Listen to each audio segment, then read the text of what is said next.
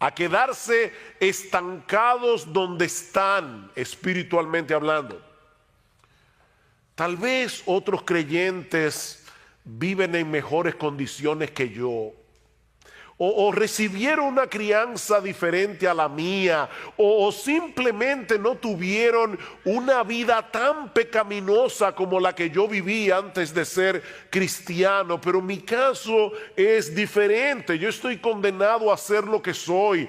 Ya yo llegué a donde iba. Y creo que es mejor reconocer mis limitaciones antes que seguir intentando llegar a ser lo que yo no soy y lo que nunca voy a poder llegar a ser. Bueno, eso es fatalismo. Y tal vez no todos lo expresan de esa manera, ¿verdad? Pero esa es la actitud con la que asumen sus vidas cristianas. Estos creyentes tienen una teología basada en sentimientos, en sus experiencias pasadas y no en lo que Dios nos dice en su palabra.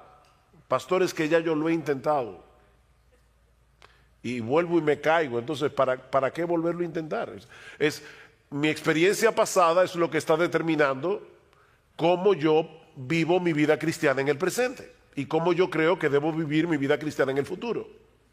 Pero yo no debo vivir mi vida cristiana a la luz de mis experiencias. Yo debo vivir a la luz de lo que dice Dios en su palabra.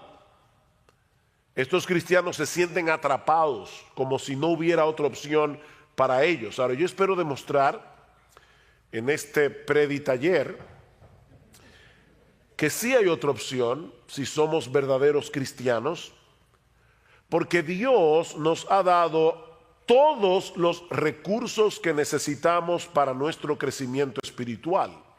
Y mañana vamos a hablar acerca de la suficiencia de las Escrituras y vamos a ampliar este tema, pero en esta tarde yo quiero decirles que ustedes no están condenados a quedarse donde están, ni yo tampoco.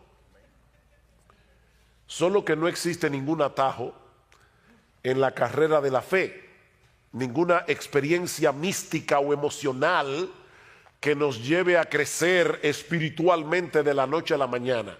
No, mis hermanos, se trata de un proceso gradual que dura toda la vida por la obra del Espíritu Santo en nosotros a través de su palabra. Y de ahí la exhortación que nosotros encontramos en nuestro texto en el capítulo 2 de la primera carta del apóstol Pedro. Y allí tenemos en primer lugar un mandato. De hecho, el único mandato que hay en este pasaje que yo leí, y está en el versículo 2, desead. Desead como niños recién nacidos la leche espiritual no adulterada. Notan, mis hermanos, que no se trata de una sugerencia, es una orden. Lo que hace mucho que no pasaron por la escuela saben que la palabra desear aquí está en qué modo imperativo. ¿Y qué indica el modo imperativo? Es un mandato. Es una orden de parte de Dios, de manera que si tú eres un cristiano y en este momento tienes muy poco apetito por la palabra de Dios, Dios te está ordenando aquí a que comiences a desearla más. Dios te lo ordena. Noten que Pedro no nos está diciendo aquí que debemos leer la Biblia o memorizar la Biblia, o estudiar la Biblia, o incluso enseñarle la Biblia a otros. Por supuesto, debemos hacer todo eso. Debemos leer la Biblia, debemos memorizar la Biblia, debemos estudiar la Biblia, debemos enseñar la Biblia a otros. Pero ¿qué es lo que Pedro nos está ordenando aquí? Que la deseemos. Y ese es el enfoque, ese es el énfasis de mi taller. No es cómo leer la Biblia, no es cómo estudiar la Biblia. Lo que yo quiero que veamos en esta tarde es que debemos desear la Biblia, desear la palabra de Dios. Esta palabra transmite la idea de algo que se anhela fervientemente, algo que deseas con tal intensidad que ninguna otra cosa de este mundo sería capaz de satisfacer ese anhelo, el anhelo por la Biblia. Se trata de algo que percibes como una necesidad tan vital como el aire que respiras. De ahí la analogía o la comparación que usa Pedro. ¿Cómo debemos desear la leche espiritual de la palabra? ¿Cómo? Como niños recién nacidos. Y por si acaso, Pedro no nos está diciendo aquí que si tú eres un nuevo creyente, un niño que acaba de nacer en la fe, debes desear la palabra de Dios. No. No importa que tengas 5 meses de nacido o que tengas 80 años como cristiano. Todo creyente debe desear la leche espiritual no adulterada, como los niños recién nacidos desean la leche materna. No es que Pedro esté hablando de nuevos creyentes. No, él está diciendo a todos los cristianos deben desear la palabra de Dios como los niños recién nacidos desean la leche espiritual. Los niños nacen con un dispositivo puesto por Dios que los lleva a desear la leche materna como ellos no desean ninguna otra cosa de este mundo. Porque sus vidas dependen de eso. Por eso alguien decía que los niños vienen de fábrica con un desorden obsesivo compulsivo por la leche materna. Un desorden obsesivo compulsivo. Ellos no quieren otra cosa. Y ustedes ven que da risa porque las madres se preocupan mucho por el color de la frazada con el que ellas envuelven al bebé mientras los lactan. ¿Verdad? Bueno, por lo menos en República Dominicana. Sobre todo si hay visita en la casa y ellas quieren que hasta eso se vea bien, ¿verdad? La frazada. Pero créanme, los niños recién nacidos no tienen ningún interés por la frazada. A ellos no les importa de qué color es, no les importan los animalitos que la abuelita le bordó. Ellos quieren leche. La leche de la mamá. No les interesa otra cosa. Tú le puedes ofrecer un peluche sumamente llamativo, pero ellos no quieren un peluche, ellos quieren leche. Y tienen una alarma horrible para que no se te olvide. Hace mucho oí la historia de un señor que tenía muchísimas deudas. Y alguien le preguntó, ¿y cómo tú duermes por las noches debiendo tanto dinero? Y dice, yo duermo como un bebé. ¿De verdad? Dice, sí, despierto cada 3 horas llorando. Porque eso es lo que hacen los bebés. Los bebés despiertan cada 3 horas. Yo no sé por qué la gente dice dormí como un bebé y los bebés duermen. Eso es como una alarma ahí. Y comienzan grita hasta que la mamá les da la leche. Es un desorden obsesivo compulsivo que tienen los bebés. Bueno, hermanos, Pedro nos está diciendo en este texto que es así como tú y yo debemos desear la Biblia. Oh, wow. Ya como que no da mucha risa, ¿verdad? Pedro nos está diciendo, ¿tú eres un cristiano? Desead como niños recién nacidos la leche espiritual no adulterada. Como los niños desean la leche de la mamá. Dice el salmista en el Salmo 19, versículo 10, que la palabra de Dios era para él más deseable que el oro, que mucho oro afinado, y era para él más dulce, y más dulce que la miel que destila del panal. Y lo mismo expresa el autor del Salmo 119. Algunos creen que el autor del Salmo 119 era Esdras, el escriba. Pero sea quien haya sido el autor del Salmo 119, mis hermanos, este hombre escribió un poema de amor dedicado a la Biblia. Lean el Salmo 119 con eso en mente y se van a dar cuenta que es un poema de amor. Un hombre enamorado de la Biblia. Y solamente por citar algunos textos del Salmo 119, versículo 16, me deleitaré en tus estatutos y no olvidaré tu palabra. Versículo 20, quebrantada está mi alma, anhelando tus ordenanzas en todo tiempo. Versículo 47, me deleitaré en tus mandamientos, los cuales amo. Versículo 72, mejor es para mí la ley de tu boca que millares de piezas de oro y de plata. Versículo 97, oh cuánto amo tu ley, todo el día es ella mi meditación. Versículo 131, abrí mi boca y suspiré porque anhelaba tus mandamientos. Versículo 162, me regocijo en tu palabra como quien haya un gran botín. Eso es desear como niños recién nacidos la leche espiritual no adulterada. Y créame, tuve que seleccionar algunos textos del Salmo 119. Ahora, yo sé que el fatalista que hay en ti dice que eso no es posible. Nadie puede darle una orden a mis deseos para que yo desee lo que ahora no deseo. Es como pedirle a un paralítico que camine. Él no puede caminar por más que tú se lo ordenes, porque él tiene un problema que le impide caminar. Bueno, depende de quién se lo ordene. Porque en Juan capítulo 5 nosotros encontramos la historia de un paralítico que tenía 38 años sin poder caminar, pero Jesús le ordenó que caminara. ¿Y saben qué pasó? Él caminó. Así que sí se le puede dar una orden a un paralítico para que camine, depende de quién se la dé. Porque si es Jesús, camina. Y es Dios el que nos está dando la orden de que deseemos su palabra.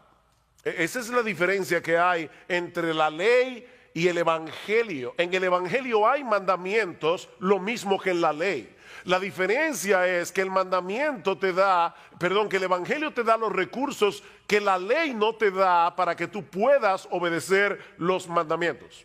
Esa es la diferencia.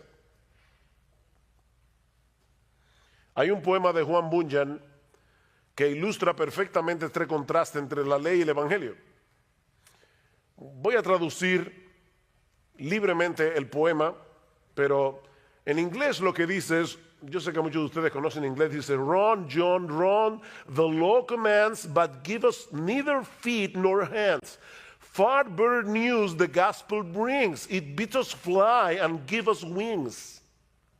¿Qué es lo que dice Bunyan? Corre, Juan, corre. La ley ordena, pero no nos da ni pies ni manos.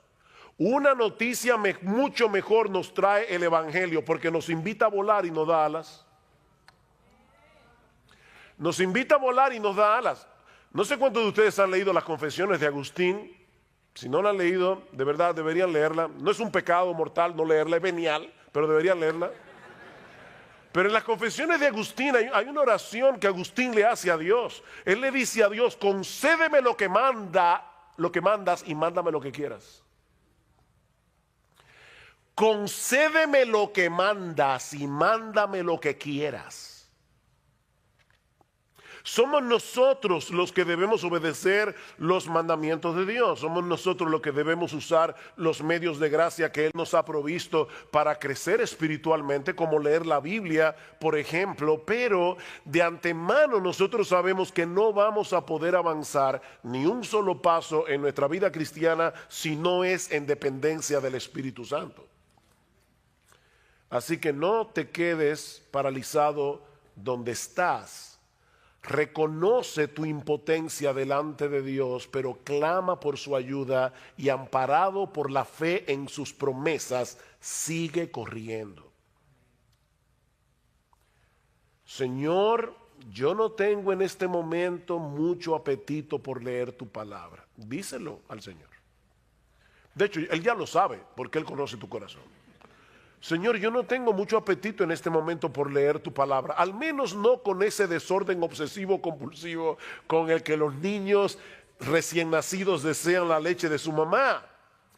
Pero yo te ruego, Señor, que abras mis ojos para que yo pueda ver las maravillas de tu ley, porque esa es una de las cosas que te van a llevar a desearla más. Cuando tú veas las maravillas que están encerradas en este libro, Señor, yo te ruego que me lleves a anhelarla más que a millares de oro y plata. Mientras tanto, Señor, por la fe yo voy a leer tu palabra, aunque ahora no la desee, porque yo sé que es por medio de ella que tú vas a hacer la obra en mí de desearla.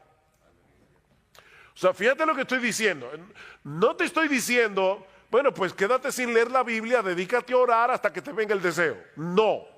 Lo que te estoy diciendo es, confiésale a Dios tu deseo, digo, tu falta de deseo, pídele que te haga desearla y comienza a leerla, porque es a través de la lectura de su palabra que Dios te va a dar el deseo por la Biblia. Y eso nos lleva a nuestro segundo encabezado del texto. Pedro no se limita a darnos una exhortación o un mandamiento para que deseemos la Biblia, la leche espiritual no adulterada, sino que también nos da una muy buena razón para hacerlo. Si ustedes notan el versículo 1 del capítulo 2, dice, desechando, ¿qué? Pues, desechando pues. ¿Ustedes recuerdan lo que decía Josías esta mañana de que porque la Biblia es inspirada, cada palabra cuenta? Bueno, aquí hay un pues que no está de más. De hecho, no sé cuántos de ustedes tienen la Biblia de las Américas. ¿Quiénes tienen aquí la Biblia de las Américas? Ok, ¿cómo comienza el capítulo 2? Porque no comienza de esta forma. ¿Cómo comienza? Por tanto. Exacto, comienza con un por tanto. ¿Qué quiere decir eso? Que lo que Pedro va a decir ahora acerca del deseo que debemos tener por la palabra está conectado con lo que él ha venido diciendo antes. Por eso yo comencé a leer desde el versículo 22 del capítulo 1, porque ese es el contexto del pasaje. ¿Qué dice Pedro? Versículo 22 del capítulo anterior. Habiendo purificado vuestras almas por la obediencia a la verdad mediante el Espíritu para el amor fraternal no fingido, amaos unos a otros entrañablemente de corazón puro, siendo renacidos o habiendo nacido de nuevo, no de simiente corruptible, sino de incorruptible, por medio de la palabra de Dios que vive y permanece para siempre. Por tanto, desechando toda malicia, ¿ven el punto? La conexión. Fue por el poder de la palabra que Dios impartió en nosotros una nueva vida, dice Pedro, al punto de ser capaces de amarnos unos a otros con un amor sincero de hermanos. O sea, la palabra de Dios es tan poderosa que a través de su palabra nuestros corazones fueron purificados, nuestros corazones fueron libertados de la esclavitud del pecado, fueron libertados del orgullo, fueron libertados del egoísmo. ¿No es eso lo que nos impide amar a los demás? Bueno, Pedro dice, fue por la palabra que ustedes fueron purificados de esa manera, para que se puedan amar.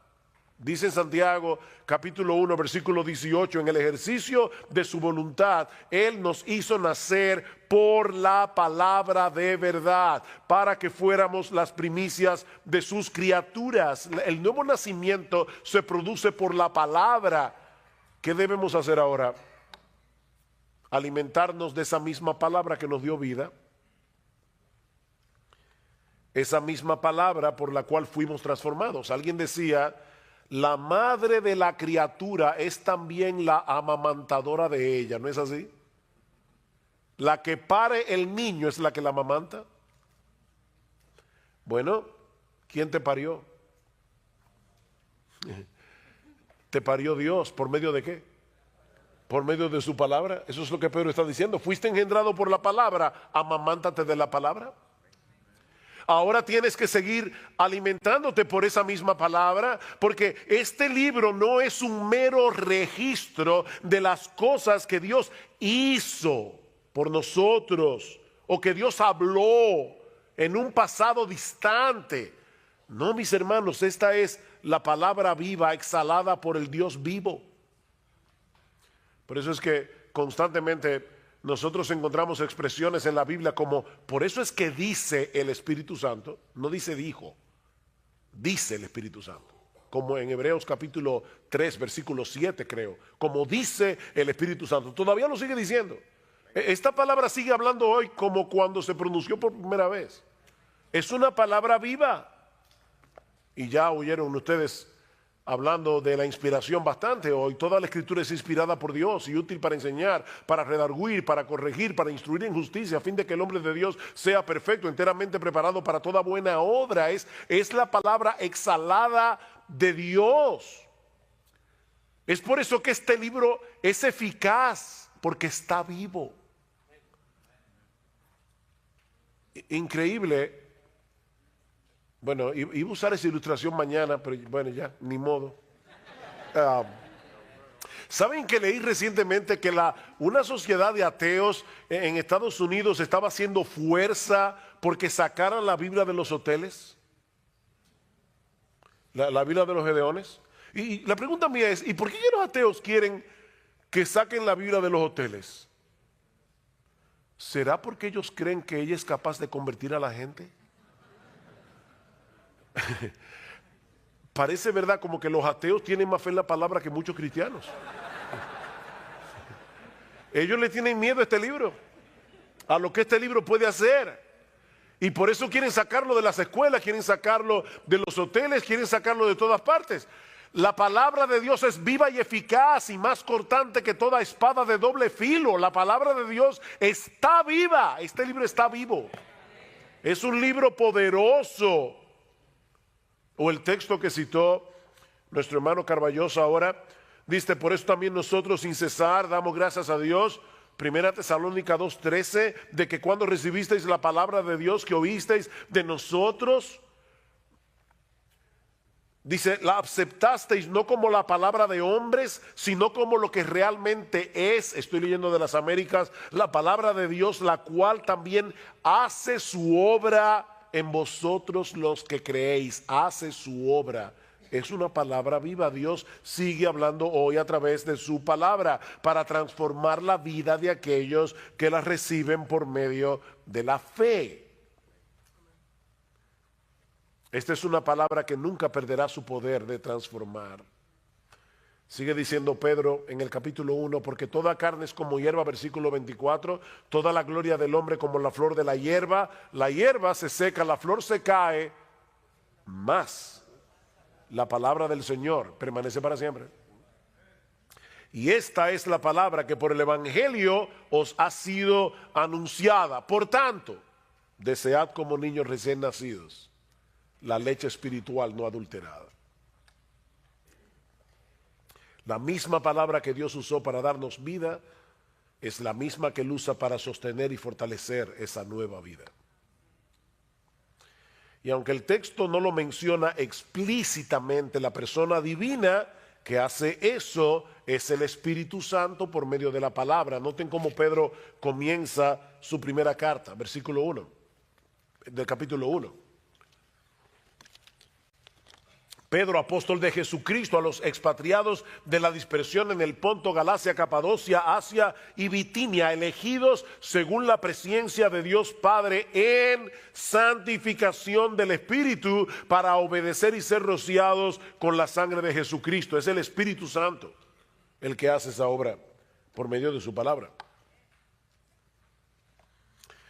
De manera que si tú quieres ver a Dios obrando en tu vida, si tú quieres que Él se manifieste en tu vida, sumérgete en este libro.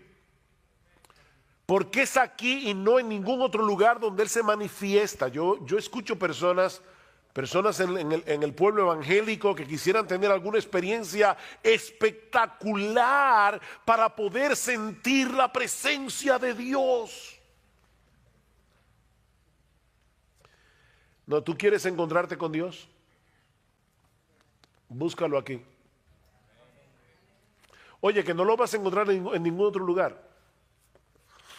Tú quieres encontrarte con Dios, búscalo en este libro. Aquí es donde Dios se revela. Ustedes recuerdan aquella famosa escena cuando Elías manda a matar a los profetas falsos de Baal y él mismo sale huyendo al monte Carmelo y se esconde de la furia de Jezabel. Y dice que el Señor se le aparece en el primer libro de Reyes, capítulo 19. Escuchen lo que dice a partir del versículo 11. Y he aquí Jehová que pasaba y un grande y poderoso viento que rompía los montes y quebraba las peñas delante de Jehová, pero Jehová no estaba en el viento. A los que les encanta la cosa, no, ahí no estaba Dios. Y tras el viento un terremoto, ahí sí. No, Jehová tampoco estaba en el terremoto. Y tras el terremoto un fuego, ahí sí, fuego es lo que queremos. No, Jehová no estaba en el fuego. Y tras el fuego un silbo apacible y delicado.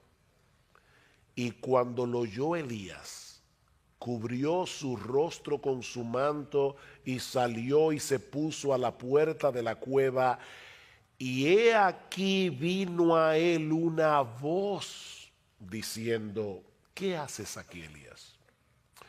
¿Se dan cuenta? El Señor no estaba ni en el viento, ni en el terremoto, ni en el fuego. Él estaba en el sonido susurro apacible de su voz. Dios se manifiesta en su palabra, Él actúa por medio de su palabra, Él se revela en su palabra, Él allí nos da a conocer lo que Él ha hecho, hace y hará a nuestro favor. Es por eso que esta palabra no solo alimenta, es una palabra que deleita.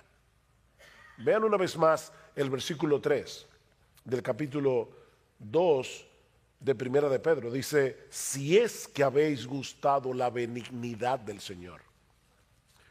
Y podemos traducirlo también: ya que habéis gustado. No es que lo pone en dudas, es una cláusula en griego que se puede traducir como algo afirmativo. Ya que habéis gustado de la bondad del Señor. ¿En qué ustedes creen que Pedro estaba pensando? ¿Qué texto bíblico del Antiguo Testamento creen ustedes que Pedro estaba pensando cuando escribió eso? Pueden decir el texto, aunque no sepan la calle ni el número de la casa.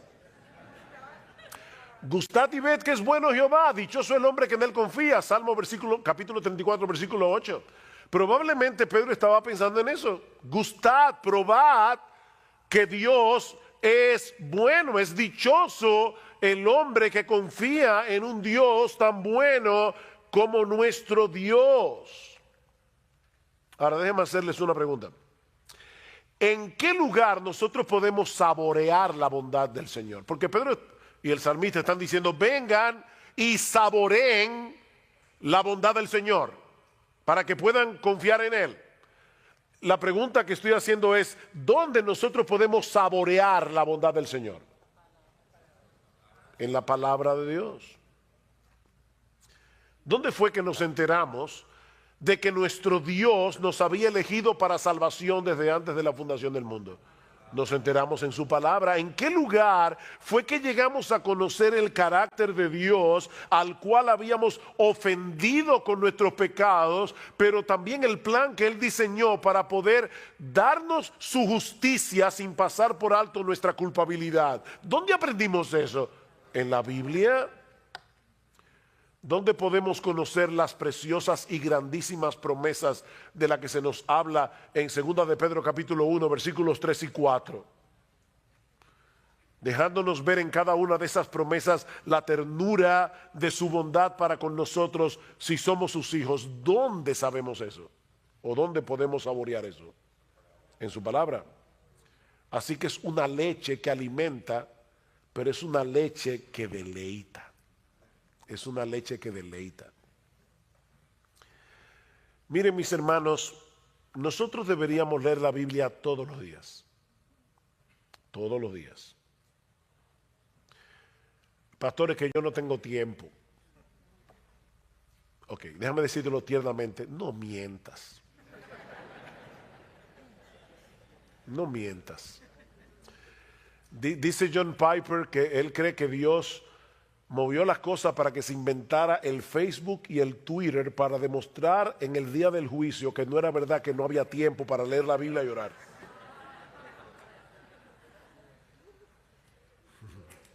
No mientas. No hay tiempo. Lo que pasa es que el tiempo para leer la Biblia no se encuentra. Se hace en tu agenda. Tú tienes que apartar el tiempo para leer tu Biblia. Y debes hacerlo todos los días. Porque nosotros necesitamos este alimento todos los días. Nadie en su sano juicio dice, voy a comer una vez al mes. Eso sí, el día que coma me voy a dar un atracón. No. Tú comes todos los días, 3 veces al día.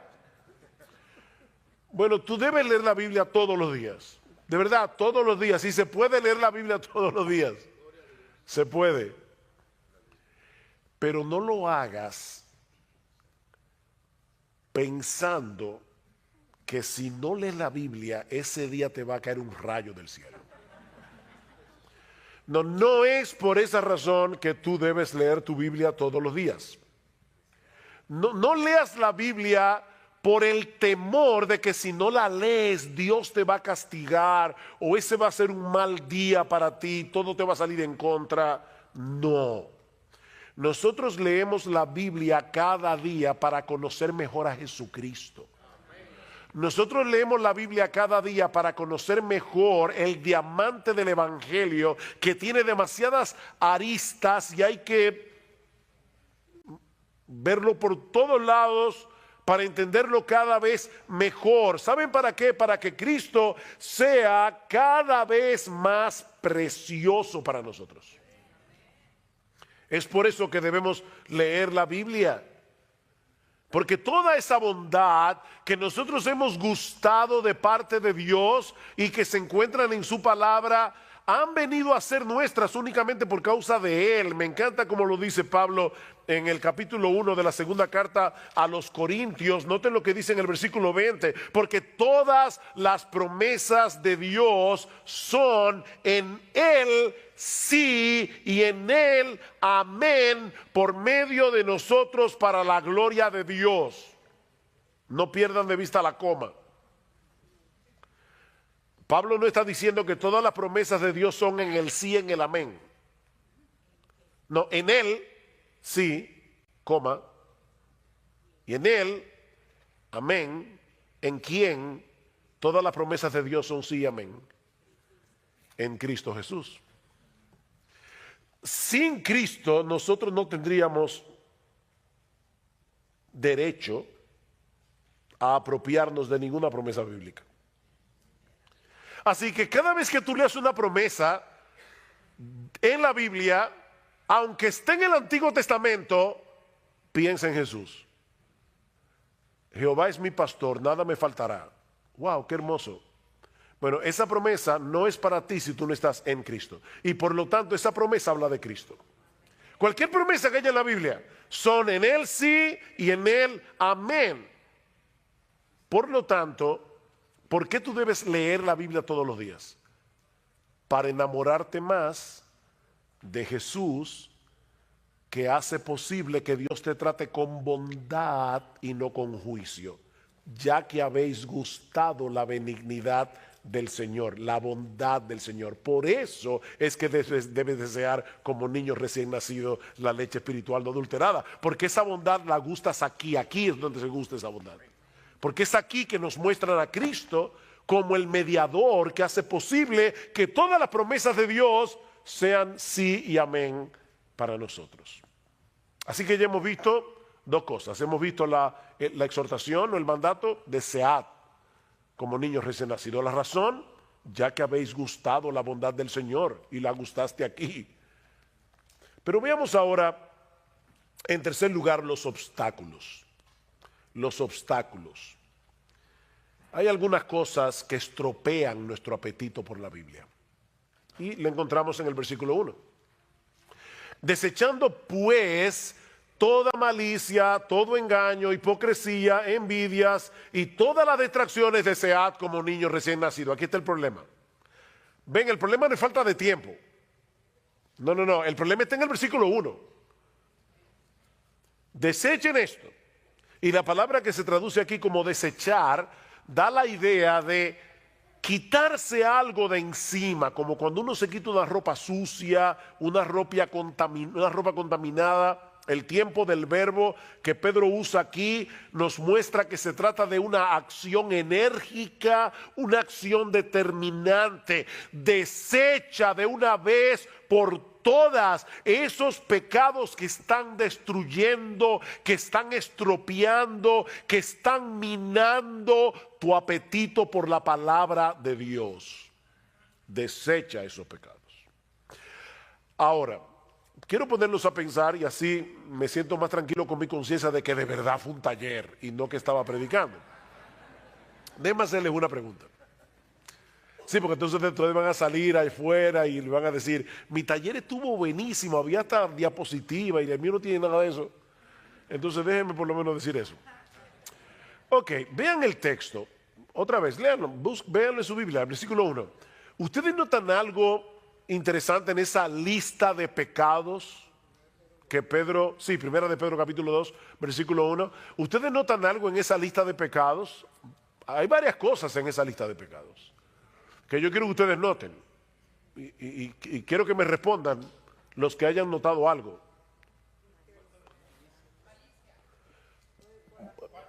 No, pero de la lista en sí, entera, ¿qué ven ustedes en la lista como un todo? Esa es la pregunta, perdonen que usted no hice la pregunta correctamente. Bueno, son pecados, obviamente. Oh, perdón, ¿cómo fue? Todos los pecados que están ahí son relacionales. Hay un montón de pecados que Pedro ni menciona. Esta lista no es exhaustiva. Todos los pecados de los que Pedro está hablando allí son relacionales. Todos tienen que ver en nuestro trato unos con otros. Por ejemplo, ahí no se habla del adulterio, no se habla del homicidio. Bueno, el homicidio es contra otro, pero no se habla ahí de eso. Son pecados relacionales. Pecados que atentan contra el amor. ¿Por qué? Porque Pedro acaba de decir que la palabra de Dios purificó nuestras almas para el amor fraternal, no fingido, de manera que ahora nosotros formamos parte de una comunidad de santos donde nos ayudamos mutuamente, porque resulta que el crecimiento en la piedad no se hace solo. Nosotros necesitamos una comunidad para amar la palabra y para obedecer la palabra. Y ahora Pedro nos está diciendo, cuídate de esos pecados que te alejan de la iglesia, cuídate de esos pecados que te alejan de la comunidad de santos, porque esos mismos pecados te alejan de la Biblia. Porque Dios te salvó para que tú seas parte de una comunidad. La vida cristiana no puede vivirse en soledad. De manera que nosotros podemos englobar todos esos pecados en uno solo. No actúen en ninguna manera que sea contraria al amor fraternal. ¿Saben por qué? Porque eso afectará nuestro apetito por la palabra. Cuando tú tienes problemas relacionales, también tienes problemas con el Señor. Y ya tú no quieres ir a su palabra. Porque la Biblia te manda que te arregles con tu hermano, que perdones, que no tengas amargura. La Biblia te manda todo eso. Entonces es difícil uno tener problemas con la gente y meterse en este libro. Échense de vosotros toda amargura, enojo, ira, gritería, maledicencia. Eso está en Efesios capítulo 4, versículo 32. Pastores, que yo no la puedo perdonar. No, otra mentira, tú no la quieres perdonar, eso es diferente. Entonces tú no puedes amar este libro y estar con problemas con todo el mundo, no puedes. Eso va a minar tu apetito por la Biblia. Ahora, ¿no tienen algo interesante o algo más interesante aquí? Así como estos pecados arruinan nuestro deseo por la Biblia es el único antídoto que puede equiparnos para luchar adecuadamente contra esos pecados. O sea, esta leche espiritual no adulterada contiene todos los anticuerpos que necesitamos para luchar eficazmente contra los virus pecaminosos que atacan constantemente nuestra vida cristiana y sobre todo nuestra relación con los demás. En la misma medida en que saboreemos la bondad de Dios en Cristo revelada en las Escrituras, en esa misma medida será más fácil para nosotros luchar contra esos pecados que destruyen nuestra relación con los demás y nuestro deseo por la Biblia. Mira, si tú estás atesorando a Cristo por lo que estás aprendiendo de Él en su palabra, te será más fácil luchar contra la malicia, el engaño, la hipocresía, la envidia y la difamación. Repito eso. Si tú estás atesorando a Cristo por lo que estás aprendiendo de Él en su palabra, te será más fácil desechar la malicia, el engaño, la hipocresía, la envidia y la difamación. Vean el capítulo 1, y voy a leer un pasaje un poco largo, pero noten lo que dice Pedro en el versículo 3 del capítulo 1, hasta el versículo 9. Bendito el Dios y Padre de nuestro Señor Jesucristo, que según su grande misericordia nos hizo renacer para una esperanza viva por la resurrección de Jesucristo de los muertos, para una herencia. A todo el mundo le encanta la palabra herencia. Murió el tío rico. Bueno, no me voy a alegrar, pero me dejó una herencia. Para una herencia incorruptible, incontaminada e inmarcesible, reservada en los cielos para vosotros, que sois guardados por el poder de Dios mediante la fe, para alcanzar la salvación que está preparada para ser manifestada en el tiempo postrero, en lo cual vosotros os alegráis, aunque ahora por un poco de tiempo, si es necesario, tengáis que ser afligidos en diversas pruebas, para que sometida a prueba vuestra fe, mucho más preciosa que el oro, el cual aunque perecedero se prueba con fuego, sea hallada en alabanza, gloria y honra cuando sea manifestado Jesucristo, a quien amáis sin haberle visto, en quien creyendo aunque ahora no lo veáis, os alegráis con gozo inefable y glorioso, obteniendo el fin de vuestra fe, que es la salvación de vuestras almas. Wow, qué pasaje. Pregunta.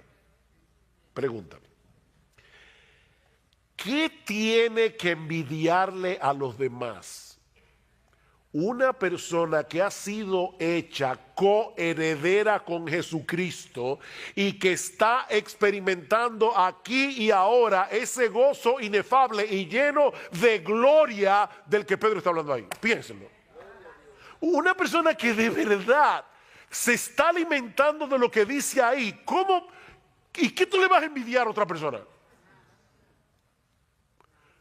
¿Qué malicia vas a tener? La malicia de la que Pedro habla aquí es el deseo no solamente de tener lo que el otro tiene, sino de que él no tenga lo que yo no tengo.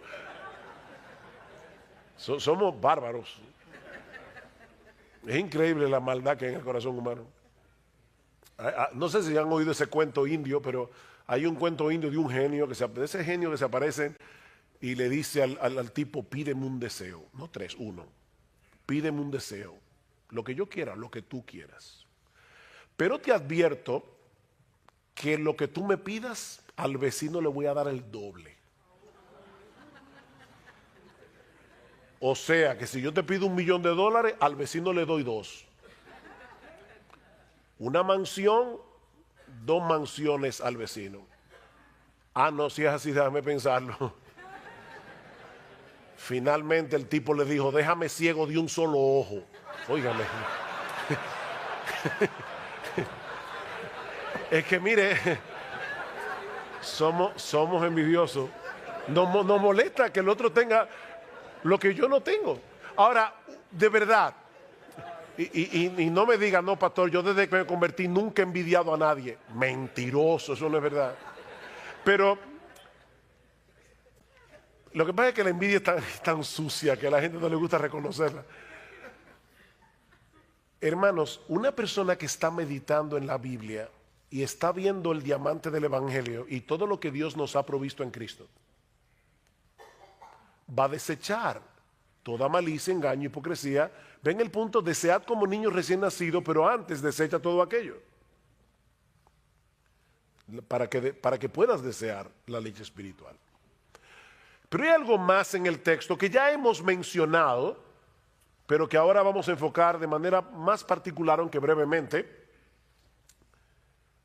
Perdona, ¿a qué hora fue que empezamos? No, en serio, no es relajo. ¿Ah?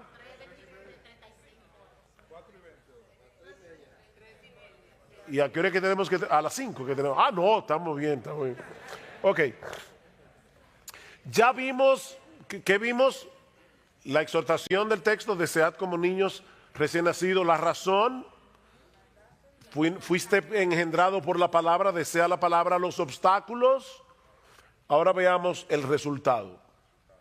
¿Qué sucederá si en dependencia del Espíritu Santo luchamos por desechar de nuestra vida los pecados que se mencionan en el versículo 1, mientras nos alimentamos apropiadamente de la leche espiritual no adulterada? ¿Qué va a pasar? Vean otra vez el versículo 2. Desead como niños recién nacidos la leche espiritual no adulterada, para que por ella crezcáis para salvación, ya que habéis gustado la benignidad del Señor. Todos nosotros sabemos que el nacimiento es apenas el comienzo de una vida, que ahora debe desarrollarse hasta alcanzar la madurez. Bueno, lo mismo ocurre con la salvación. Todo verdadero creyente es alguien que ha experimentado el nuevo nacimiento por medio del poder de la palabra de Dios, pero la conversión es apenas el comienzo, dice Pedro. Ahora debemos crecer para el pleno desarrollo de nuestra salvación. Dios tenía un propósito en mente cuando nos salvó, y la única manera de seguir avanzando hacia ese propósito es a través de la obra del Espíritu Santo en nosotros por medio de su palabra. Esta es la espada del Espíritu. Dios el Espíritu obra por su palabra. ¿Cuál es el propósito que Dios tenía en mente cuando nos salvó? ¿Cuál era? Pero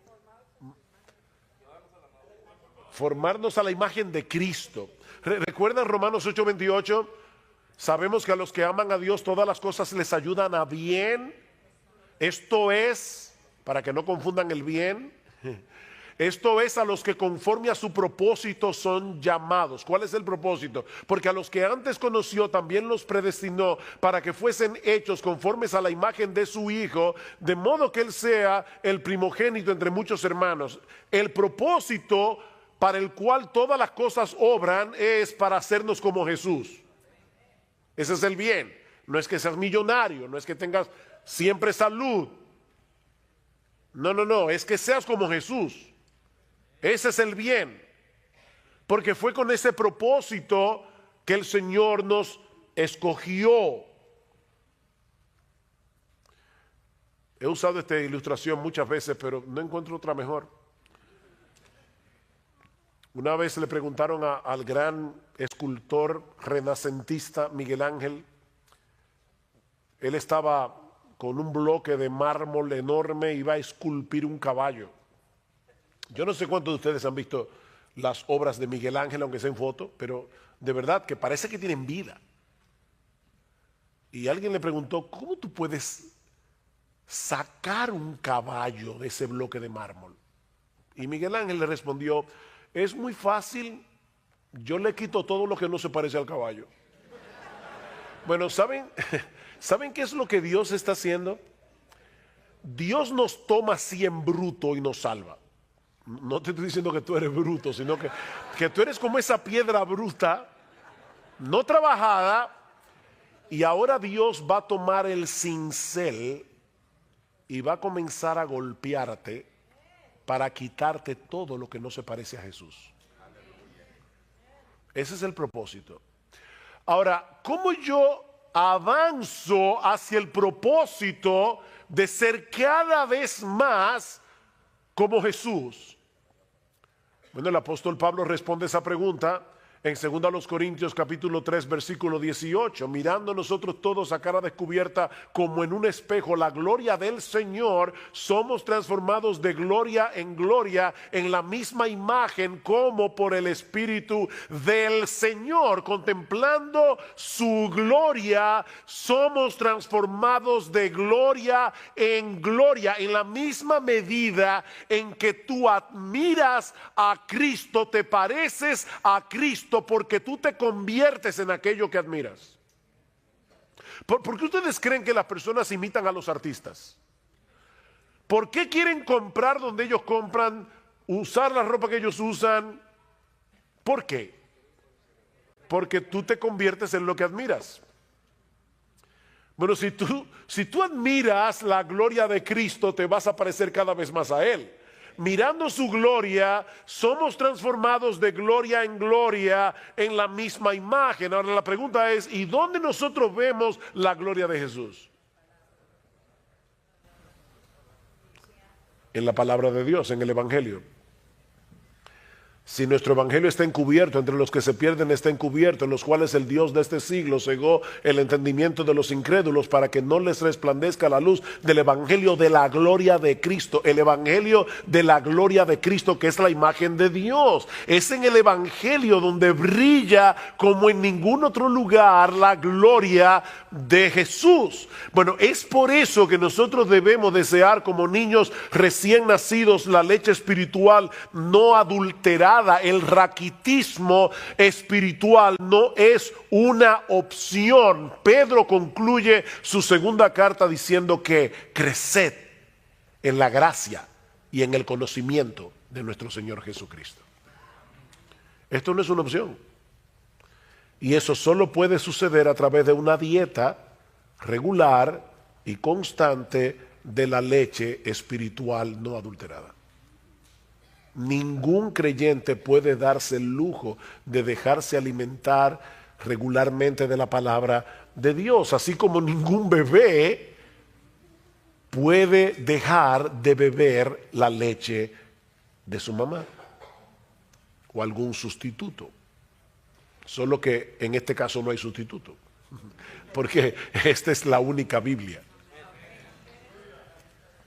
La nueva vida en Cristo comenzó con la palabra, se sostiene y se fortalece con esa misma palabra. No existe otro medio. Necesitamos ver a Cristo en la palabra para deleitarnos en Él, para crecer en nuestra admiración por Él, porque es así como somos transformados de gloria en la semejanza suya. Pero cuando nos estancamos en el conocimiento de la Biblia, perdemos de vista a Cristo. ¿Y saben qué pasa? La Biblia pierde su fascinación. Este libro es fascinante, de verdad. Este libro es fascinante. Pero este libro solo es fascinante si tú puedes ver a Cristo aquí.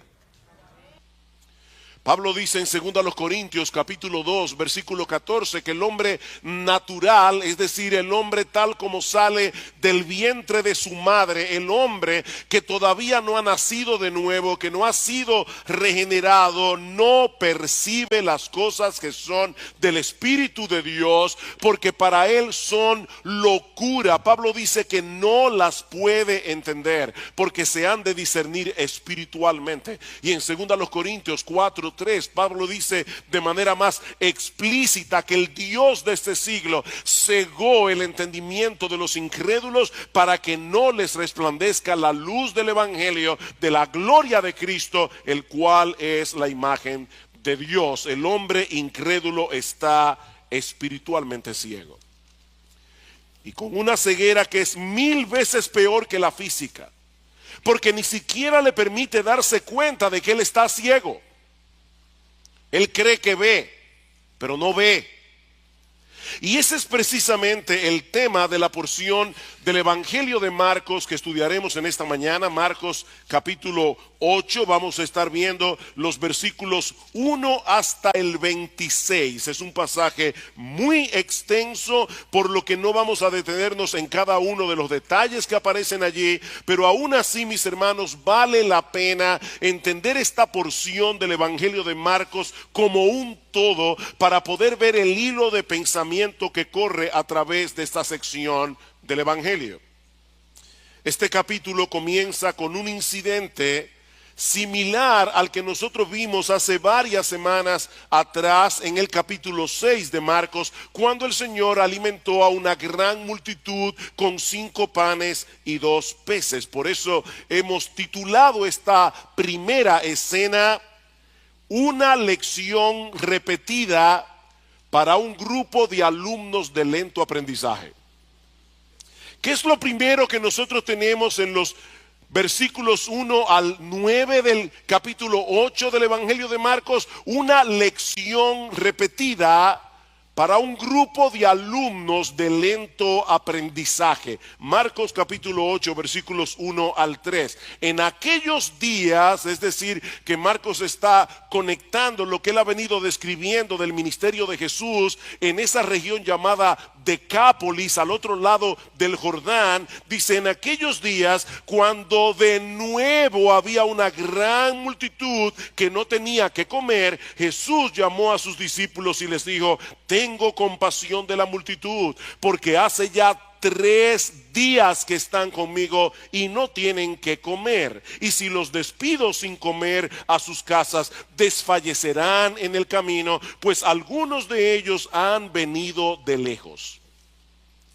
El Señor Jesucristo se encuentra todavía, como decía hace un momento, en esta región de Decápolis con sus discípulos, un territorio poblado mayormente por gentiles. Y Marcos nos dice que una vez más, de nuevo, dice en el versículo 1, se reunió en torno a él una gran multitud que no tenía que comer. ¿Cuánto desearíamos los pastores siempre tener congregaciones así? ¿Ustedes se imaginan? 3 días aquí predicando la palabra y que a ustedes se les olvide que no tienen que comer. Eso sería fantástico. Pero después me desperté. Estas personas, es que yo quiero que ustedes noten esos pequeños detalles que aparecen en el Evangelio de Marcos. Estas personas, mis amados hermanos, se habían absorbido tanto en las enseñanzas de Jesús durante 3 días que aparentemente no se habían dado cuenta que sus provisiones se habían comenzado a agotar y ellos estaban en un lugar desértico, así que era una situación desesperada. Y Marcos dice que eso movió al Señor a compasión. Y la palabra que se usa aquí, la palabra griega, significa literalmente que a Jesús se le removieron las entrañas. Algunos habían venido desde muy lejos, por lo que no iba a ser fácil para ellos encontrar provisiones, y Jesús sabía que ellos podían colapsar en el camino. Eso es lo que significa literalmente la palabra desfallecer en el versículo 3. Jesús sabía que ellos iban a colapsar si se iban a sus casas. Y mis hermanos, ¿saben lo que eso nos enseña? Que el Señor Jesucristo es un Salvador compasivo. Él no se conmueve únicamente por nuestros problemas espirituales y eternos. Él también está consciente, Él también está atento a nuestros problemas terrenales y temporales. Él no es indiferente al hambre, Él no es indiferente a la enfermedad, y eso lo vemos una y otra vez en los evangelios. Su corazón es movido a misericordia ante todo tipo de necesidad, ante todo tipo de sufrimiento. Ahora, lo interesante que nosotros vemos en este pasaje es que Él quiere desarrollar en los suyos, es decir, en ti y en mí, esa misma clase de compasión, esa misma clase de misericordia. Y es por eso que en el versículo 2 el Señor comparte su inquietud con los discípulos. Le dice, tengo compasión de la multitud. Y de paso es la primera vez y la única vez en los evangelios donde se dice eso del Señor, de la boca del Señor mismo. O sea, los evangelistas dicen que Él tenía compasión, pero ahora es Cristo el que está abriendo su corazón y dice, tengo compasión. Tengo compasión por esta multitud, porque hace ya 3 días que están conmigo y no tienen qué comer. Él comparte esta inquietud con los discípulos, pero mis hermanos, como sucede muchas veces, donde Jesús ve una oportunidad, nosotros vemos un problema. Y cuando vemos el problema, perdemos la oportunidad. ¿Cómo reaccionaron los discípulos? Versículo 4. Sus discípulos les respondieron, ¿y dónde podría alguien encontrar lo suficiente para saciar de pan a estos que están aquí en el desierto? De verdad que hay momentos que uno está leyendo los evangelios y uno saca exclamaciones. Yo no sé tú, pero a veces yo digo, ¿what? Déjame hacerte una pregunta. Si tú hubieras estado allí en ese momento, ¿cuál habría sido tu respuesta a los discípulos? Imagínate, ¿te acuerdas la serie El Túnel del Tiempo? Algunos se acordarán.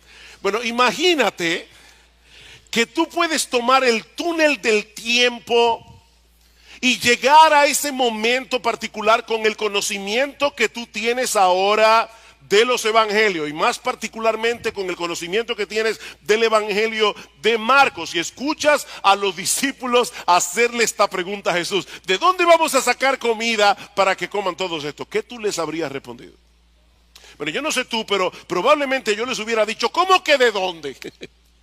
De ese Señor de gloria que puede multiplicar unos cuantos panes y unos cuantos peces y convertirlos en un banquete. Jesús puede hacer eso.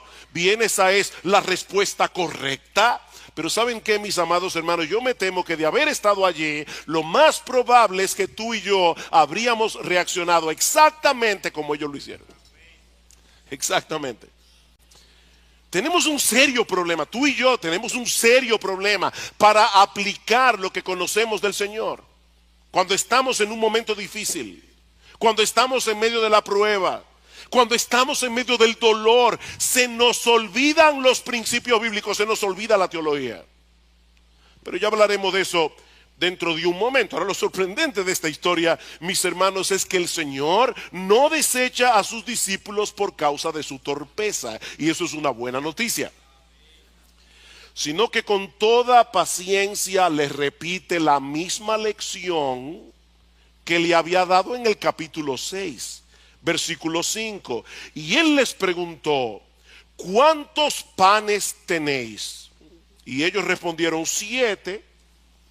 Entonces mandó a la multitud que se recostara en el suelo, y tomando los 7 panes, después de dar gracias, los partió y los iba dando a sus discípulos para que los pusieran delante de la gente, y ellos los sirvieron a la multitud. También tenían unos pocos pececillos, aparentemente sardinas, y después de bendecirlos, mandó que estos también los sirvieran. Todos comieron y se saciaron, y recogieron de lo que sobró de los pedazos 7 canastas.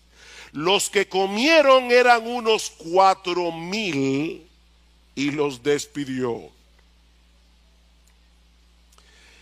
Marcos no nos dice cómo fue que operó el poder de Jesús para hacer este milagro, y eso es algo que siempre me lo he preguntado. ¿Sería que al partir el pan crecía el otro pedazo?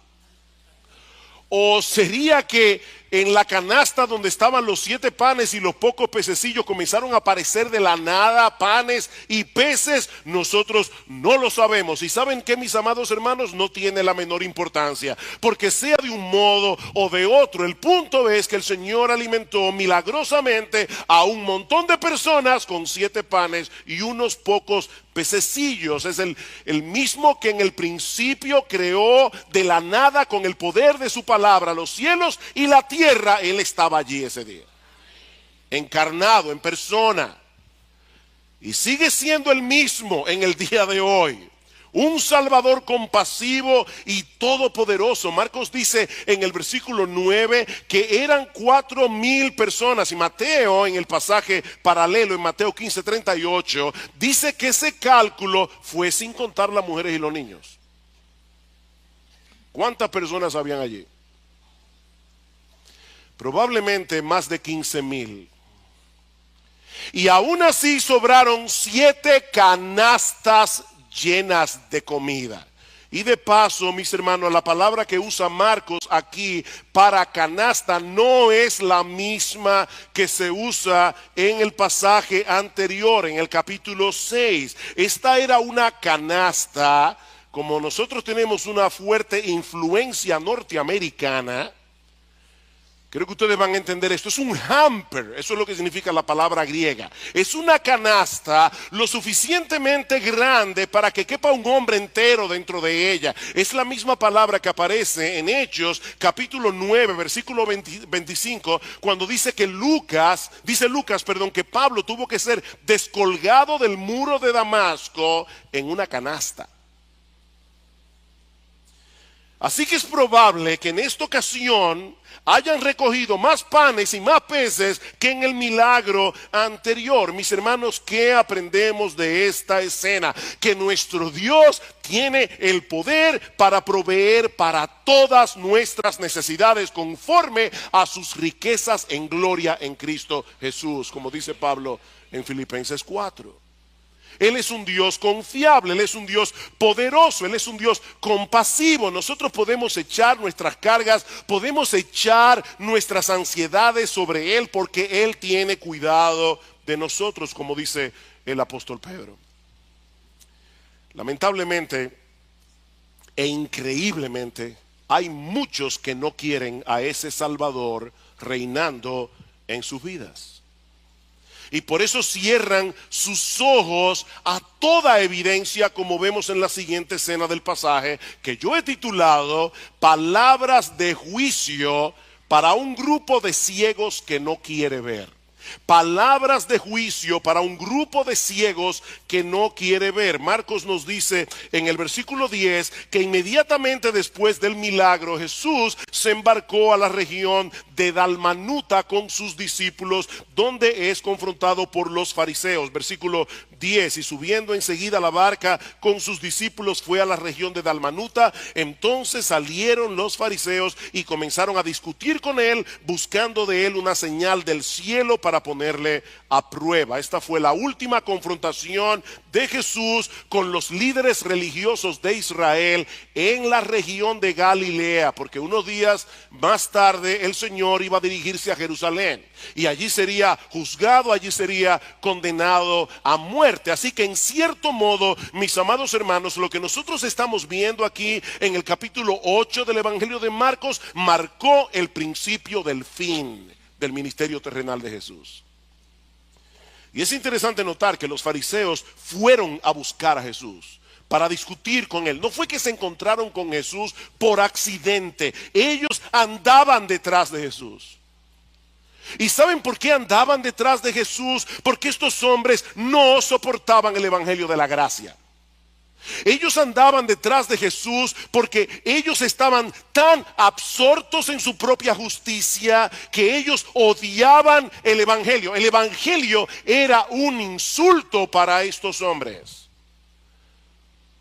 Y ellos veían a las personas yéndose detrás de Jesús y estaban preocupados y querían desacreditar al Señor delante de todo el mundo, y por eso es que le piden una señal del cielo. ¿Notaron eso? Danos una señal del cielo. Y ese detalle es importante. Los judíos pensaban que Satanás podía imitar los milagros de Dios siempre y cuando se tratara de cosas que ocurrían aquí en la tierra. Pero ellos creían que Satanás no puede imitar los milagros que ocurren en el cielo. Y eso es precisamente lo que ellos están pidiendo aquí. No vengas con esos milagros que tú haces aquí en la tierra, porque ya sabemos que el diablo puede hacerlos también. Haz algo verdaderamente extraordinario, algo que tenga que provenir directamente del trono de Dios. Detén el sol como hizo Josué en Gabaón, o haz que llueva fuego del cielo como hizo Elías. Eso es lo que nosotros queremos. Una señal del cielo. No venga con un milagrito aquí, no. ¿Cuál fue la respuesta de Jesús a esta ridícula petición? Versículo 12.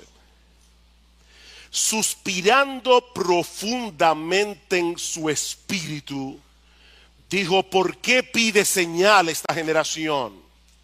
En verdad os digo que no se le dará señal a esta generación. Y dejándolos, se embarcó otra vez y se fue al otro lado.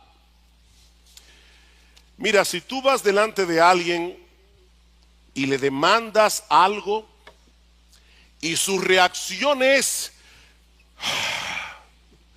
un profundo suspiro, déjame decirte algo, puedes estar seguro que lo que sigue no será nada bueno.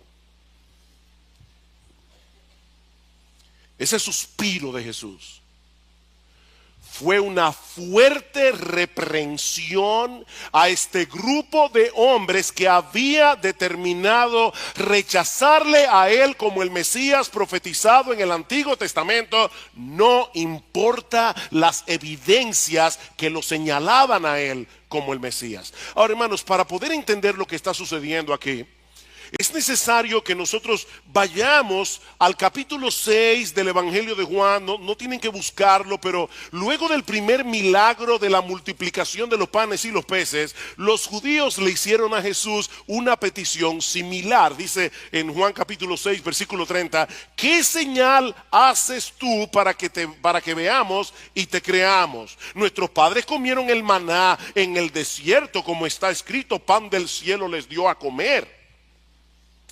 Y Jesús les dijo: de cierto, os digo, no os dio Moisés el pan del cielo, mas mi Padre os da el verdadero pan del cielo, porque el pan de Dios es aquel que descendió del cielo y da vida al mundo.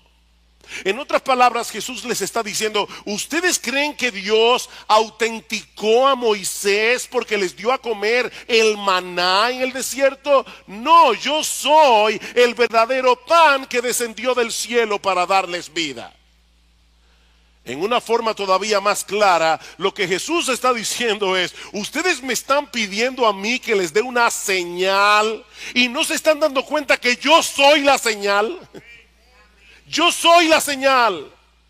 Si ustedes no creen, a pesar de lo que han visto en mí, no van a creer de ningún modo, porque no existe una señal más convincente que yo. Yo soy la señal.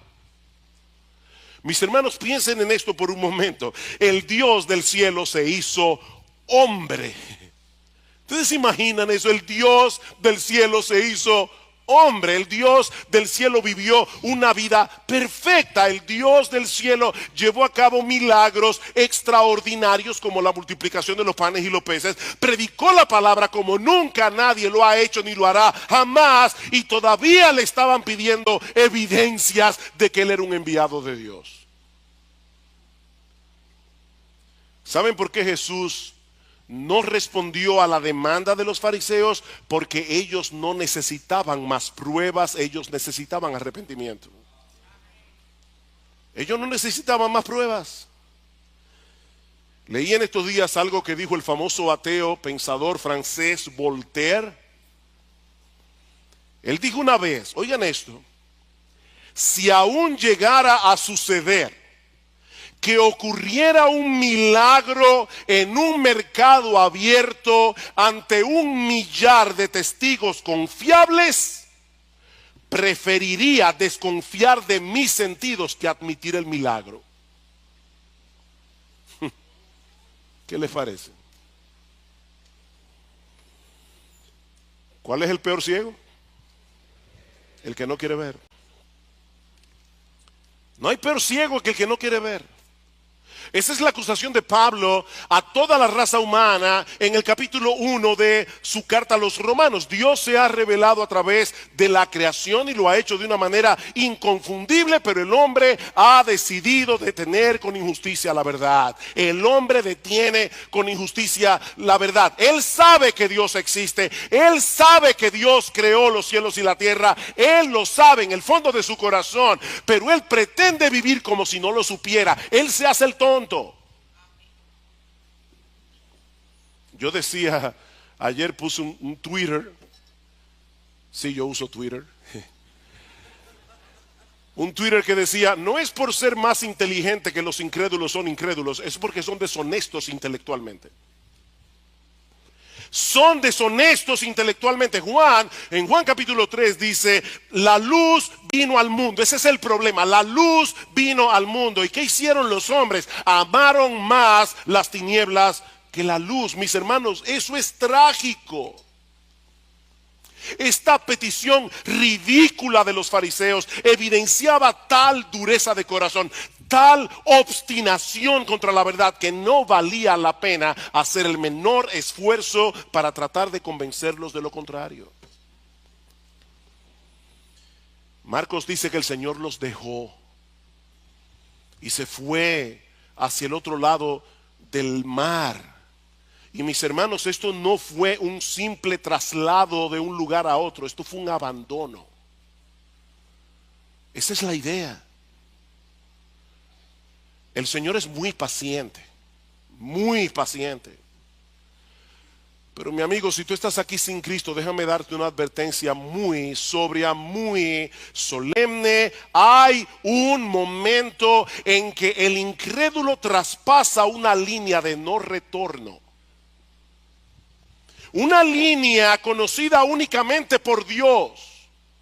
Cuando termina toda oportunidad de arrepentimiento, ese día los fariseos cerraron para siempre las puertas de salvación para ellos. Para siempre. Probablemente no volvieron a ver a Jesús nunca más. Esto es trágico. Pero el texto no termina allí. Marcos también nos narra otro incidente que nos revela otro tipo de ceguera espiritual, una ceguera que afecta a los creyentes. Los líderes religiosos de Israel estaban completamente ciegos, estaban voluntariamente ciegos, pero ahora Marcos quiere hacernos ver que los discípulos también tenían un serio problema en su entendimiento de las cosas. Por eso yo he titulado la siguiente escena, unas palabras de reprensión para un grupo de creyentes con miopía espiritual. Unas palabras de reprensión para un grupo de creyentes con miopía espiritual. El Señor y los discípulos se van en la barca al otro lado del mar, pero Marcos nos dice en el versículo 14 que se habían olvidado de traer panes para todo el grupo. De hecho, Marcos incluye el detalle de que había un solo pan en la barca para 13 hombres, bien comidos, pescadores, hombres que hacían mucha fuerza física. Y nosotros podemos suponer que los discípulos le estaban dando mente al asunto, tal vez preocupados de que Jesús les preguntara por la comida y quedara evidenciado que habían sido unos irresponsables. En ese contexto, el Señor les da la advertencia que encontramos en el versículo 15.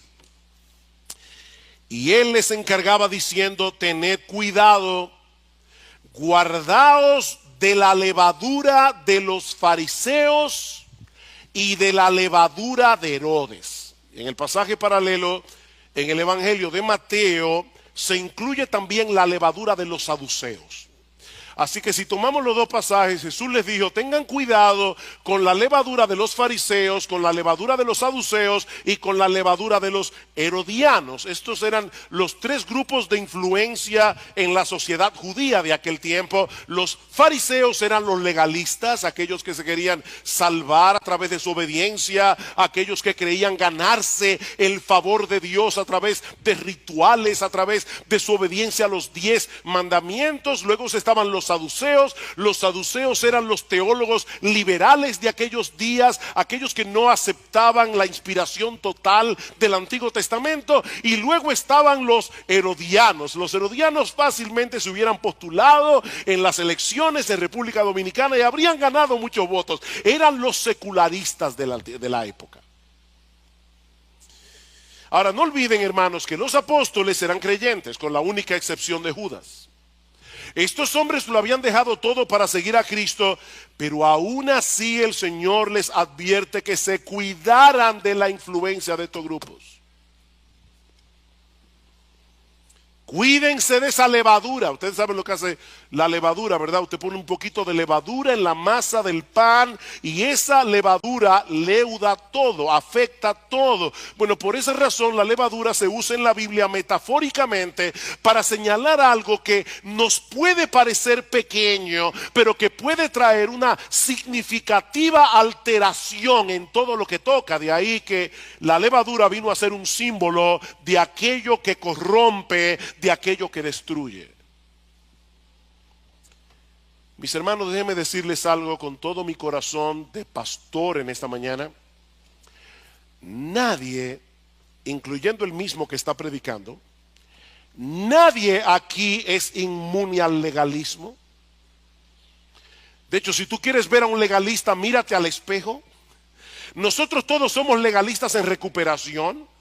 Es increíble cómo escuchamos una y otra vez el mensaje del evangelio y la tendencia del corazón es a querer ganarnos el favor de Dios a través de lo que hacemos. Cuidado con la levadura de los fariseos. Iglesia bíblica del Señor Jesucristo, en el siglo XXI, cuídense de la levadura de los fariseos. Es dañina, es terrible en la vida de un cristiano. Pero cuídense también de la levadura de los saduceos. Cuídense, hermanos, de todas esas voces que están hoy día atacando la infalible palabra de Dios. En estos días alguien nos mandó por WhatsApp un artículo que alguien había escrito y decía, ¿alguien le puede responder a esta persona diciendo que qué están hablando los religiosos basándose en un libro anticuado, en un libro arcaico, cuando los religiosos han demostrado que son unos hipócritas? No me pude contener y puse otro Twitter. No recuerdo exactamente cómo decía, pero era algo como esto. La hipocresía siempre estará presente en todo grupo religioso, pero Jesús sigue siendo la verdad y la Biblia sigue siendo su palabra. Cuidado, hermanos, con la levadura de los saduceos. Cuidado con la levadura de los herodianos. Cuidado, hermanos, con la mundanalidad. ¿Saben que muchas personas, queriéndose cuidar del legalismo, se arrojan en los brazos de la mundanalidad? Y ninguna de las dos cosas son buenas, son terribles para el alma, son levadura que corrompen. Y si no estamos alertas, mis queridos hermanos, si no estamos en guardia, fácilmente podemos ser arrastrados por cualquiera de estos vientos de doctrina, como dice Pablo en Efesios 4. Pero ese no es el punto central de esta historia, así que debo resistir la tentación y no seguir hablando de este tema, porque el punto principal de esta historia es la reacción de los discípulos a la advertencia de Jesús. Versículo 16. Y ellos discutían entre sí que no tenían panes. Hermanos, no pierdas el hilo de la historia para que entiendas lo que está sucediendo aquí. Y por eso es que quise predicar de estos 26 versículos juntos, porque es que están conectados. El Señor acaba de repetir el milagro de la multiplicación de los panes y los peces, no se olviden eso. Pero cuando los discípulos se dan cuenta que solo tenían un pan en la barca, comienzan a preocuparse. ¿Alguna vez a ti te ha pasado que tú estás tan preocupado por algo que todo lo que escuchas lo interpretas a la luz de esa preocupación, aunque no tenga nada que ver con eso? Yo creo que eso fue lo que pasó aquí. Los discípulos estaban tan preocupados por el tema del pan que desde que ellos escucharon la palabra levadura no escucharon nada más. Increíble. Miren, mis hermanos, déjenme decirles algo. Nuestras preocupaciones terrenales no se quedan fuera cuando ustedes vienen a la iglesia. Ellas entran con ustedes aquí y se sientan con ustedes aquí en el servicio de adoración. Y si no estamos alerta, nuestras preocupaciones pueden anular el impacto de la predicación de la palabra de Dios en nuestros corazones. Dice en Marcos capítulo 4 versículo 19 que las preocupaciones por las cosas de este mundo ahogan la palabra y la hacen estéril, la hacen infructuosa. Pregunta: ¿cómo podemos combatir eso? Pero yo pienso que la respuesta se encuentra en el pasaje paralelo otra vez en el Evangelio de Mateo. Dice en Mateo capítulo 16 versículo 18 que el Señor introdujo estas preguntas que aparecen en Marcos capítulo 8 diciendo a los discípulos: hombres de poca fe. Esa frase no la incluye Marcos. Hombres de poca fe, ¿por qué discutís entre vosotros que no tenéis pan? Ahí está la clave. El Señor estaba hablando de algo tan serio, pero ellos no pudieron entenderlo por causa de su incredulidad. La preocupación que tenían por la falta de pan no era más que un resultado de su falta de fe. Y esa falta de fe que producía preocupación entorpecía su entendimiento. Versículo 17. Dándose cuenta, Jesús le dijo: ¿por qué discutís que no tenéis pan? ¿Aún no comprendéis ni entendéis? ¿Tenéis el corazón endurecido? El Señor quiere despertar a sus discípulos a la realidad de que un corazón regenerado, un corazón nacido de nuevo, puede padecer cierto grado de endurecimiento, puede padecer cierto grado de insensibilidad espiritual que no nos permite entender ni asimilar la palabra de Dios. Versículo 18. Teniendo ojos no veis, y teniendo oídos no oís. Ellos tenían ojos, ellos tenían oídos. Cristo les había abierto los ojos en la conversión, pero no estaban viendo. Déjenme hacerles una pregunta, hermanos. ¿Qué cita bíblica está usando Jesús aquí? Teniendo ojos no veis, y teniendo oídos no oís. Isaías capítulo 6. Una cita que Jesús había usado en Marcos capítulo 4 versículo 11 al 12 para decir a los fariseos de su época: por ustedes, dijo Isaías, teniendo ojos no veis, teniendo oídos no oís. Solo que aquí el Señor le está aplicando a los discípulos. El Señor les está diciendo: ¿están ustedes reaccionando como los incrédulos? ¿No recordáis, versículo 18, no recordáis cuando partí los 5 panes entre 5,000? ¿Cuántas cestas llenas de pedazos recogisteis? Y lean el texto con un poco de imaginación. 7. Imagina. ¿Cuánto? 7. Y cuando partí los 7 panes entre los 4,000, ¿cuántas canastas llenas de pedazos recogiste? Ellos dijeron, en la primera fueron 12, ahora fueron 7. Y les digo: ¿aún no entendéis? Mis hermanos, cuidado con ser excesivamente duros con los discípulos sin reconocer al mismo tiempo que muchas veces nosotros somos como ellos. Nos resulta tan difícil conectar los puntos. Olvidamos tan fácilmente. Yo estoy seguro que todos ustedes aquí, si son creyentes de años, de cierto tiempo en la fe, seguro que pueden recordar momentos en su vida pasada en los que pasaron por situaciones bien difíciles y en los que Dios de muchas maneras manifestó su fidelidad. Seguro. Yo estoy de eso. Pero entonces viene otro problema. Y olvidamos por completo lo que Él hizo por nosotros en aquella ocasión. Mis hermanos, somos tan lentos para aprender. Pero Jesús es tan paciente para instruirnos. Y me encanta cómo concluye este relato en el Evangelio de Mateo. Dice en Mateo capítulo 16, versículo 12, entonces entendieron que no les había dicho que se guardaran de la levadura del pan, sino de la doctrina de los fariseos y de los saduceos. Finalmente entendieron algo.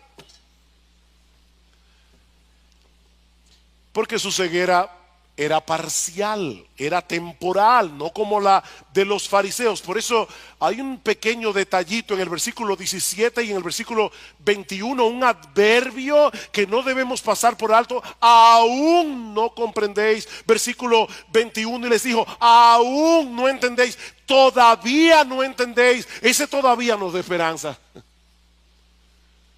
Todavía no entendéis. El Señor no se cansa. Mis hermanos, aquellos que tienen luz de la palabra de Dios deben anhelar con todo su corazón tener más luz. Deben orar fervientemente. Ustedes recuerdan esa oración de Pablo en Efesios capítulo 1, versículo 18, luego que Pablo ha dicho, bendito el Dios y Padre de nuestro Señor Jesucristo, que nos bendijo con toda bendición espiritual en los lugares celestiales en Cristo, según nos escogió en Él desde antes de la fundación del mundo, para ser santos y sin mancha delante de Él en amor, habiéndonos predestinado para ser adoptados hijos suyos a través de nuestro Señor Jesucristo. Y va detallando bendición tras bendición tras bendición. Pero cuando llegamos a la mitad del capítulo 1, ¿qué hace Pablo? Orar por los efesios y pedir que el entendimiento de ellos sea abierto, que el entendimiento de ellos sea iluminado, para que nosotros podamos tener una mejor comprensión de todas las bendiciones que Dios ha derramado sobre nosotros. Debemos orar que el Señor abra nuestro entendimiento. Debemos leer las Escrituras. Hermanos, esto es un tesoro. Como decía Salvador en la escuela dominical, esta es la palabra de Dios. Debemos leer, debemos comernos este libro, debemos empaparnos de este libro, debemos conocer las Escrituras. Debemos leer buenos libros que nos ayuden a entenderla mejor. Debemos escuchar la predicación de la palabra con suma atención, en dependencia del Espíritu de Dios, para que la luz de la verdad de Dios despeje las tinieblas que todavía tenemos en el corazón. No te quedes donde estás. No te quedes allí.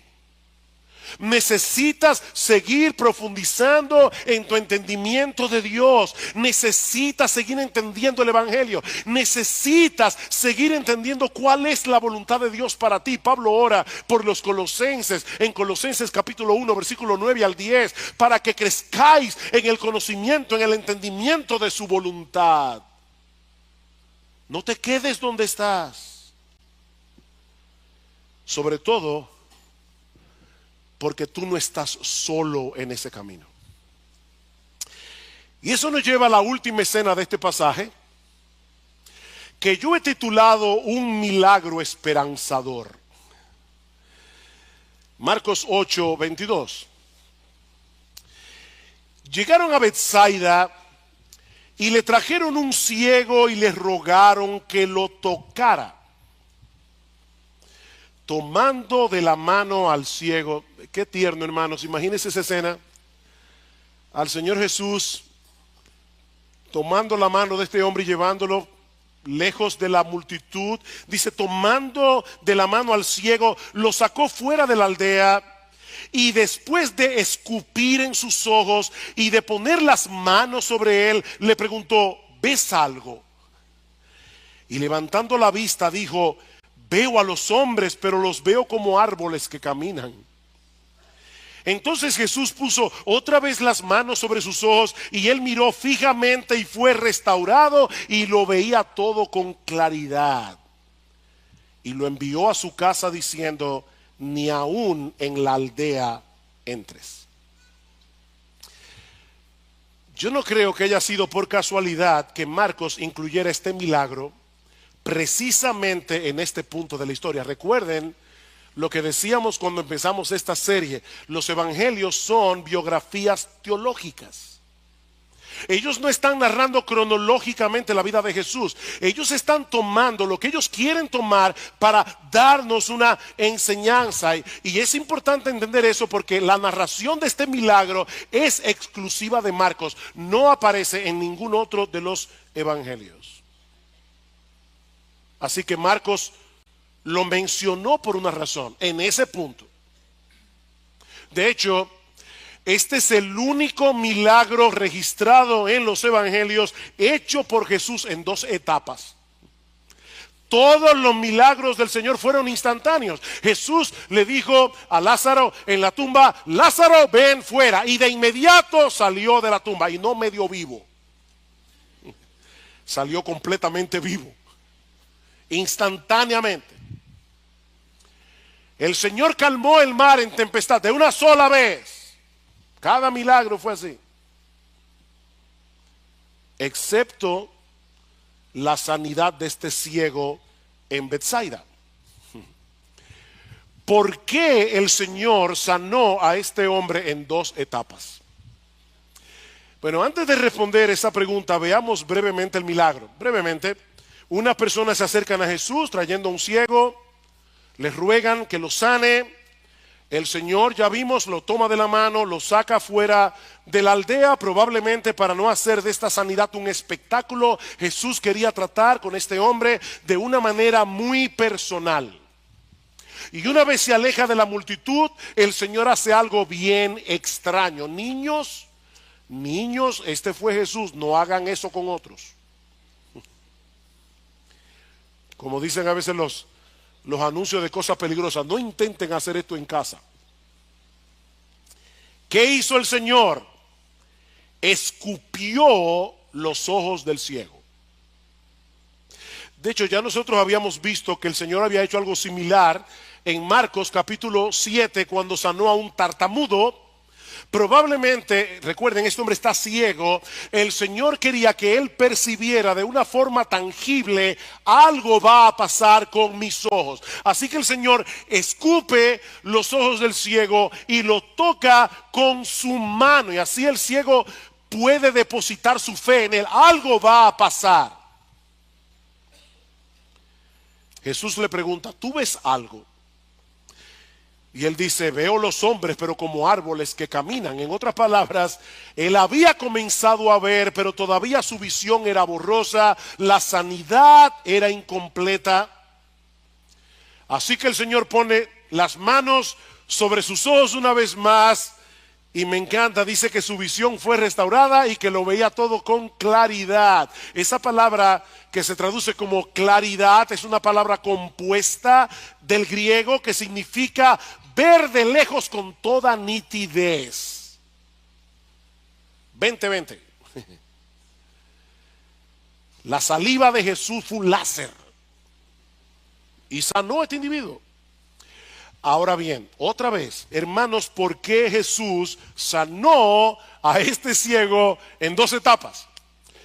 Bueno, muchos comentaristas, y yo estoy completamente de acuerdo, entienden que Cristo quería hacerle ver a los discípulos en una forma gráfica el problema de visión que ellos tenían. Ellos necesitaban seguir avanzando en su proceso de entendimiento. Recuerden la pregunta del versículo 17, ¿es que aún no comprendéis ni entendéis? Versículo 18, teniendo ojos no veis. La visión de los apóstoles era como la de este hombre al principio. Ellos habían recibido visión espiritual cuando se convirtieron en el Señor, pero todavía era borrosa. Ellos veían las realidades espirituales como árboles que caminan.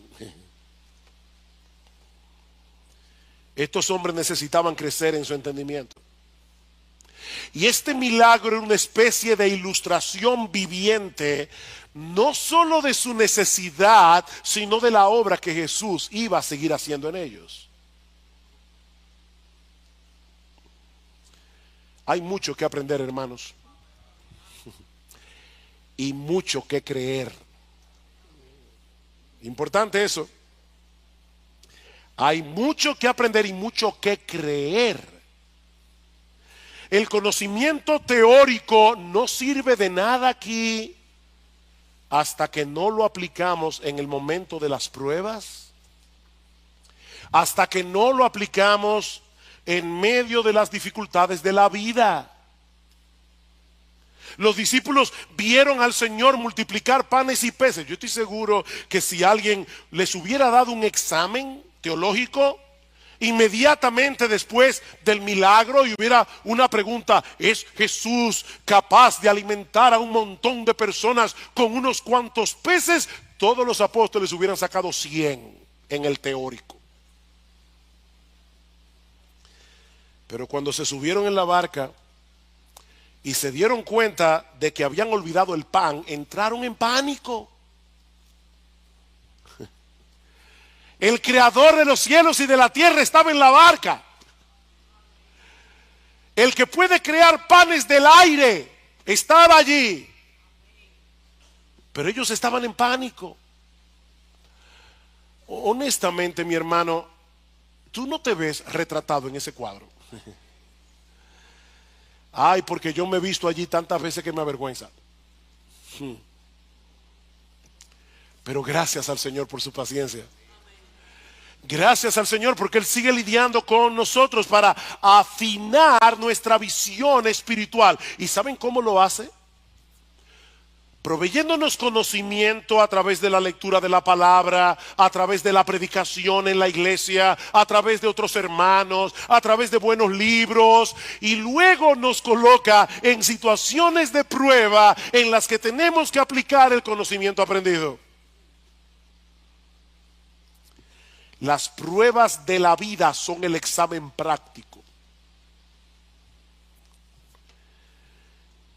Y lo bueno, aunque algunos tal vez dirán que eso no es tan bueno, pero lo bueno es que el Señor no se cansa en su trabajo oftalmológico. Él seguirá afinando nuestra visión, afinando nuestra visión hasta que lleguemos a su presencia. Así que mira, mi hermano, si tú puedes identificar en tu vida que te falta mucho por entender, anímate. Anímate, porque eso quiere decir que tienes visión. O como dice Paul Tripp, eso quiere decir que la gracia te alcanzó. La gracia te alcanzó. La gracia te ha visitado. Y ahora tienes algo de visión. Ahora, si tú eres incapaz de ver tu necesidad de un Salvador, si tú eres incapaz de percibir tu necesidad de ver más claramente, mi amigo, yo te tengo una mala noticia y una buena noticia. La mala es que estás ciego. Tú estás ciego. Estás tan ciego que ni siquiera te das cuenta de que estás ciego. Estás tan ciego que tú no puedes ver que no puedes ver. Tú crees que ves, pero no ves. Esa es la mala noticia. La buena es que Dios te trajo hoy aquí para que escuches ese diagnóstico. Dios te trajo aquí para que tú sepas cuál es el estado de tu alma. Dios te trajo aquí en esta mañana. Dios te trajo, mi amigo. Yo no sé quién te invitó. Dios te trajo aquí para que veas la necesidad que tienes de visión, para que veas la necesidad que tú tienes de venir a Cristo en arrepentimiento y fe. Tú necesitas un Salvador. Tú necesitas al Salvador. Dice el Señor en Juan capítulo 8, versículo 12, yo soy la luz del mundo. Yo soy la luz del mundo. El que me sigue no andará en tinieblas, sino que tendrá la luz de la vida. Mi amigo, ¿por qué andar a tientas y a oscuras cuando la luz de este mundo te está ofreciendo en esta mañana abrirte los ojos del entendimiento en este mismo instante, gratuitamente por gracia, por medio de la fe? ¿Por qué andar a tientas y a oscuras? Por eso yo decía que este es un milagro esperanzador, porque nos muestra el poder de Cristo para restaurar la visión que el hombre ha perdido por causa del pecado. Mi amigo, Cristo puede darte visión aquí y ahora. Si confías enteramente en Él, si miras hacia Él como tu única esperanza de salvación.